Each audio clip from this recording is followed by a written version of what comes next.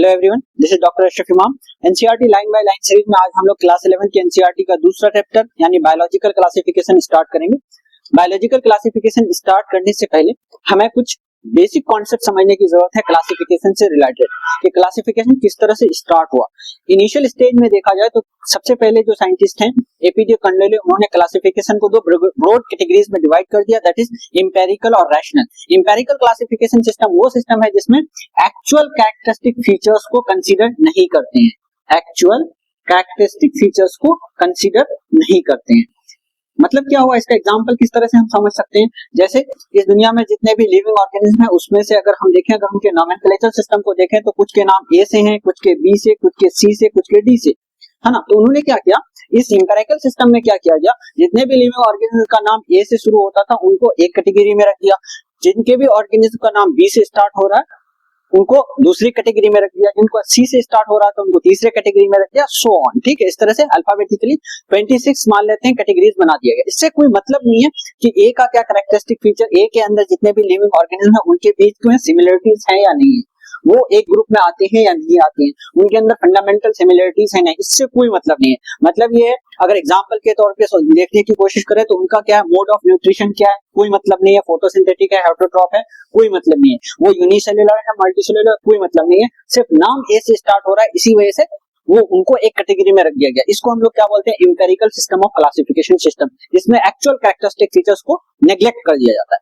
दूसरा, इसी ने एपीजे कंडेले ने क्या किया, एक क्लासिफिकेशन सिस्टम जो डिवीजन किया गया जिसमें क्या गया, एक्चुअल कैरेक्टरिस्टिक फीचर्स को कंसीडर किया गया, तो उनको क्या बोलते हैं, रैशनल क्लासिफिकेशन। रैशनल क्लासिफिकेशन क्या है, जिसमें एक्चुअल कैरेक्टरिस्टिक फीचर्स को, कैरेक्टर्स को कंसीडर करते हैं हम लोग। ठीक है, अब देखिए, जब आप एक्चुअल कैरेक्टर्स को कंसीडर करते हैं तो जब भी आप किसी चीज को मानेंगे तो होगा क्या कि हो सकता है आप जिस चीज को इंपॉर्टेंट मानते हो दूसरा के लिए वो इंपॉर्टेंट ना हो, तो अलग अलग लोगों ने अलग अलग टाइप से फिर based on actual characteristic features classify किया, जिसमें से एक है आपका क्या, practical classification. Practical classification system, practical classification system जो है बेसिकली लिविंग ऑर्गेनिज्म के यूज के बेसिस पे डिवाइडेड। ठीक है, जैसे कि जितने भी प्लांट्स हैं उनमें से प्लांट्स को अलग अलग कैटेगरीज में डिवाइड कर दिया गया। जैसे कुछ प्लांट्स थे जिनसे तेल मिलता था ना, तो एक कैटेगरी बना दिया क्या, ऑयल यील्डिंग प्लांट्स।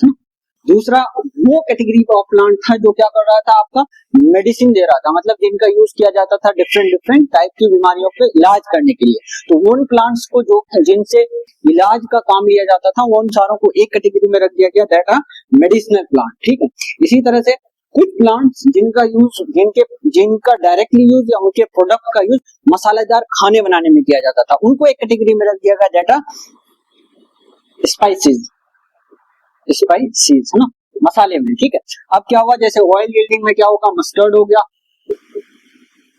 और क्या हो सकता है आपका, सोयाबीन हो सकता है ना। मेडिसिनल में क्या क्या रख दिया गया, टर्मरिक रख दिया गया।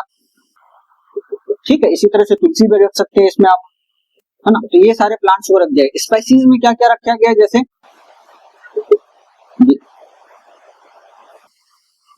टर्मरिक, है ना, टर्मरिक। देखिए, अब इस तरह के क्लासिफिकेशन सिस्टम का ड्रॉबैक क्या हुआ कि एक ही प्लांट मल्टीपल ग्रुप में आने के चांसेस हो गए। जैसे मेडिसिनल प्लांट में टर्मरिक जो है इसके अंदर मेडिसिनल प्रॉपर्टी है और इसके अलावा ये स्पाइसेस के रूप में भी यूज होता है। तो इससे क्या हुआ, एक प्लांट दो कैटेगरी में चला गया। ठीक है, तो एक फिक्स टाइप का, मतलब कोई पैटर्न नहीं रहा, एक ही चीज को दो जगह रख दिया गया।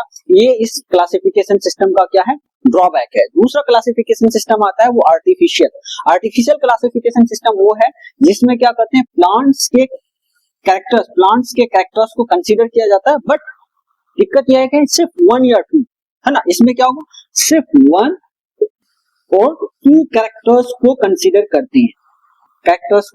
करते हैं, लाइक एग्जांपल क्या है, जैसे कैरलस लीनियस ने क्या किया, प्लांट्स के फ्लोरल कैरेक्टर्स यानी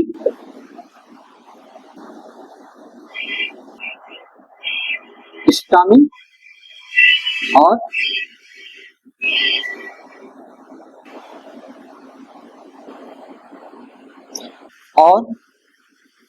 कार्पल, स्टामिन और कार्पल के बेसिस पे प्लांट्स को अलग अलग कैटेगरीज में डिवाइड किया, मेनली स्टामिन के बेसिस पे, ठीक है। इसलिए कैलस लिनियस का क्लासिफिकेशन सिस्टम जो है फ्लोरल कैरेक्टर्स मेनली स्टामिन के बेसिस पे जो डिवाइड किया गया, इसको किस में रखते हैं हम लोग, आर्टिफिशियल क्लासिफिकेशन सिस्टम पे।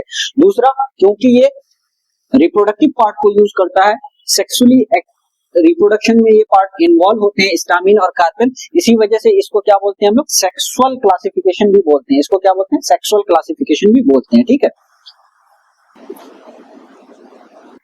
Sexual classification. अगला जो है आपका न्यूमेरिकल क्लासिफिकेशन। न्यूमेरिकल क्लासिफिकेशन, जैसे आर्टिफिशियल क्लासिफिकेशन में क्या था, सिर्फ एक या दो कैरेक्टरिस्टिक फीचर को कंसीडर किया जा रहा था, ठीक है। न्यूमेरिकल क्लासिफिकेशन में ऐसा नहीं होगा, प्लांट के जितने भी कैरेक्टरिस्टिक फीचर्स होंगे, जैसे मान लेते हैं एक प्लांट है तो इसके अंदर रूट्स हैं, है ना, लीव्स हैं और फ्लावर्स हैं, जितनी भी पार्ट्स हैं, हर पार्ट को क्या किया जाता है, यहाँ पे नंबरिंग कर दी जाती है, ठीक है, और हर पार्ट का इक्वल वेटेज है, हर पार्ट का इक्वल वेटेज है। बट लिविंग ऑर्गेनिज्म के अंदर ऐसा नहीं होता कि उसके बॉडी के हर पार्ट का इक्वल इंपॉर्टेंस हो। जैसे प्लांट्स के केस में देखें, जो फ्लावर्स का इंपॉर्टेंस है वो लीफ का नहीं है, लीफ का अपना इंपॉर्टेंट है कि लीफ फोटोसिंथेसिस करता है, बट लीफ जनरली रिप्रोडक्शन में यूज नहीं, इन्वॉल्व नहीं होता। बट फ्लावर्स जो हैं वो generation to generation maintenance of the species के लिए जरूरी है, क्योंकि वो रिप्रोडक्टिवली एक्टिव है। तो मतलब कहने का ये है, ये जो फ्लोरल कैरेक्टर्स और वेजिटेटिव कैरेक्टर्स को इक्वल वेटेज दिया गया न्यूमेरिकल टैक्सोनॉमी में, ये इसका ड्रॉबैक है। न्यूमेरिकल टैक्सोनॉमी के कुछ और न्यूमेरिकल क्लासिफिकेशन या न्यूमेरिकल टैक्सोनॉमी के और नाम है। इसको क्या क्या फेनेटिक क्लासिफिकेशन भी बोला जाता है, इसको एडेनसोनियन क्लासिफिकेशन भी बोला जाता है, ठीक है। तो क्या क्या नाम हो गया इसका, एक तो इसका फेनेटिक क्लासिफिकेशन भी बोलते हैं, दूसरा इसको एडेनसोनियन क्लासिफिकेशन भी बोलते हैं, ठीक है। अब चौथा जो क्लासिफिकेशन का सिस्टम है रैशनल का, वो है नेचुरल क्लासिफिकेशन सिस्टम, ठीक है। नेचुरल क्लासिफिकेशन सिस्टम वो सिस्टम है जिसमें प्लांट्स की कंप्लीट मॉर्फोलॉजी को कंसीडर किया जाता है। इसमें क्या करते हैं, कंप्लीट मॉर्फोलॉजी को कंसीडर करते हैं, ठीक है।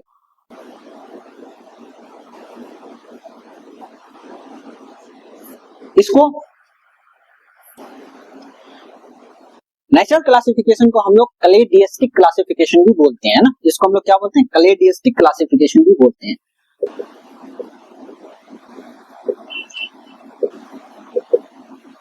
अब कंप्लीट मॉर्फोलॉजी के अलावा इसमें एडवांस, जब जैसे जैसे साइंस की तरक्की हुई तो क्या हुआ, जो क्लासिफिकेशन के क्राइटेरिया था उसमें से कुछ चीजों को हटा दिया गया, कुछ नई चीजों को ऐड कर दिया गया, ठीक है।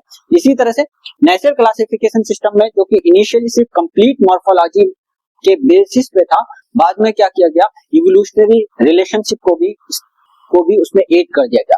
तो on the basis of adding of evolution, natural classification को हम लोग दो कैटेगरीज में डिवाइड करते हैं।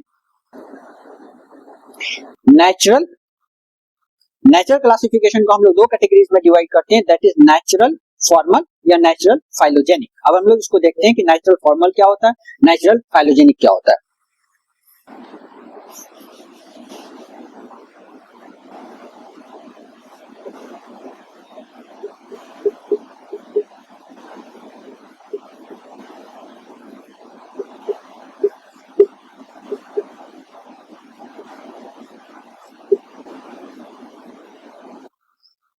नेचुरल क्लासिफिकेशन में natural formal type of classification वो क्लासिफिकेशन है जिसमें only complete morphology is considered as a criteria of classification. इसमें क्या होगा, सिर्फ मॉर्फोलॉजी, कंप्लीट मॉर्फोलॉजी क्राइटेरिया है किसका, क्लासिफिकेशन का। नेचुरल फाइलोजेनेटिक में क्या करते हैं हम लोग, कंप्लीट मॉर्फोलॉजी प्लस इवोल्यूशन, ये दोनों फीचर्स के बेसिस पे प्लांट्स को अलग अलग कैटेगरीज में डिवाइड किया जाता है। इस सिस्टम को क्या बोलते हैं, नेचुरल फाइलोजेनेटिक क्लासिफिकेशन, ठीक है। तो ये आपका बेसिक इंट्रोडक्शन का था क्लास। इसमें मैंने एनसीईआरटी में तो ये सारी चीजें इतना डिटेयली नहीं दे रखा, बट बहुत सारे ऐसे आपको एग्जाम मिलेंगे और भी जिसमें होता क्या है कि छोटी छोटी चीजें बेसिकली आते रहती हैं, ठीक है। तो और कॉन्सेप्ट्स को समझने के लिए होता क्या है कि कुछ एक्स्ट्रा चीजें हमें पढ़ने की जरूरत होती है। NCERT line by line series के अंदर कुछ भी इस तरह की जरूरत की जो टॉपिक्स होंगे, एक तो हम लोग के वो सीरीज बिल्कुल अनडिविडेड चलेगा ही, बट इसके अंदर जो भी इंपॉर्टेंट टॉपिक्स इस तरह के वेटेज वाले होंगे, जो कॉन्सेप्चुअल होंगे, जो हमारे जो कोर सब्जेक्ट है उसको सपोर्ट कर रहे होंगे, उसको भी हम लोग डिस्कस करते हुए चलेंगे। इसी में से एक पार्ट था जनरल इंट्रोडक्शन ऑफ क्लासिफिकेशन। ठीक है, थैंक यू सो मच। इससे आगे हम लोग बात करें।